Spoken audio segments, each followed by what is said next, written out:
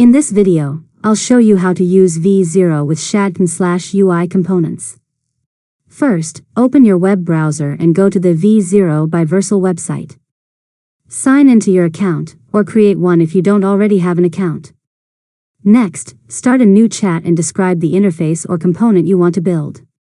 In your prompt, specify that you want the design to use Shadcn/UI components so v0 generates code that is compatible with the Shadcn/UI library. Now, click the Generate button and wait while v0 creates your component.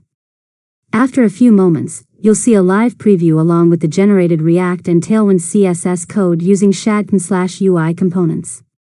After that, review the generated result and continue refining it with additional prompts.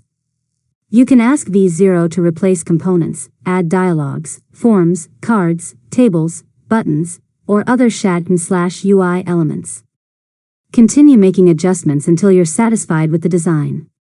Finally, click Copy or Export code to use the generated component in your project. If your project doesn't already have Shadcn/UI installed, follow the setup instructions, add the required components, and paste the generated code into your application. And that's it. You've successfully learned how to use v0 with Shadcn/UI components. If you found this tutorial helpful, make sure to subscribe to Learn ModeLab for more tutorials.